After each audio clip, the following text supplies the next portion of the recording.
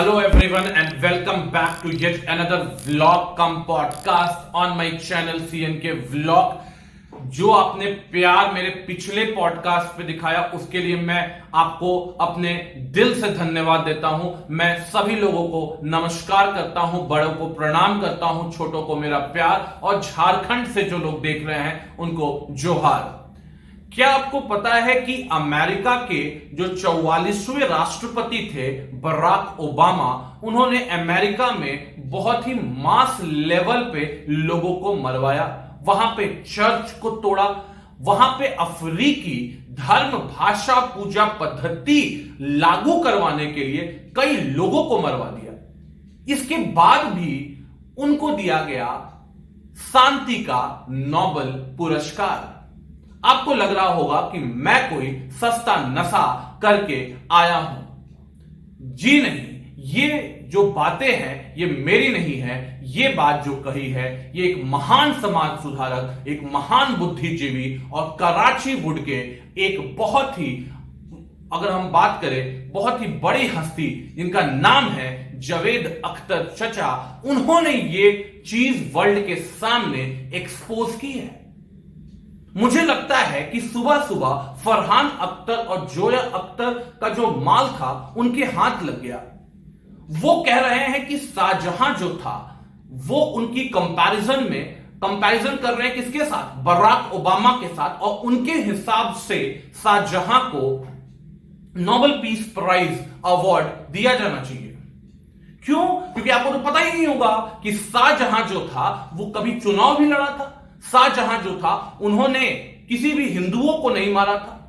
अकेले अगर मैं बनारस की बात करूं तो इस बनारस में शाहजहां ने लगभग 76 मंदिरों को तोड़वाया था।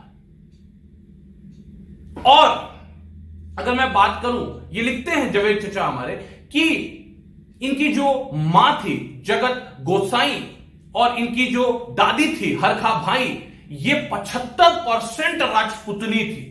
75%, पूरा कैलकुलेट करके बैठा ही आदमी भाई, 75% राजपूतनी थी। और इनका कभी धर्मांतरण हुआ ही नहीं था। इनको क्रीमेट किया गया था इलाहाबाद के पूरे हिंदू रीति रिवाज से। तो मुझे आप एक बात बताइए जावेद चचा कि ये मरियम उल जमानी कौन थी? मरियम उल जमानी हरका बाई का नाम था। और ये मैं नहीं बोल रहा हूं, मैंने कोई सस्ता नशा फूक कर ये बात नहीं की है, माल फूक के मैं नहीं आके आपके सामने ये बोल रहा हूं। ये बात खुद जहांगीर ने जहांगीरनामा नामक अपने आत्मकथा में अपनी मां का नाम मरियम उल जमानी बताया है। तो आप अपनी जो सेक्युलर छवि यहां देश के सामने प्रस्तुत करना चाहते हैं उसको रखना बंद करिए। ये अच्छा नहीं होगा समाज के लिए।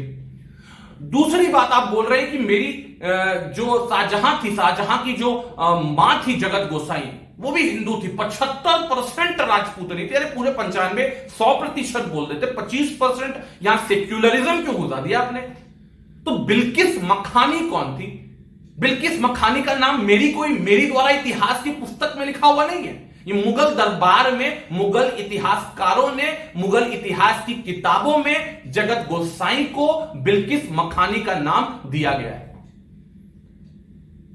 तो आप चाचा पता नहीं, ये नशा जो है वो कम करिए करना। थोड़ा महंगा, इतना पैसा आप कमाते हैं, थोड़ा महंगा नशा कीजिए। ये छोटा, ये सस्ता नशा करके आप आते हैं और बोलना स्टार्ट करते हैं ट्विटर पे, और ट्विटर वाले तो आप ही के आदमी हैं, कराची वुड वाले तो आप ही का बात मानेंगे। लोगों को ये लगता है, बहुत सारी ऐसी चीजें बताई जाती हैं जो कि आज के युवाओं को, आज के बच्चों को पता नहीं है। अब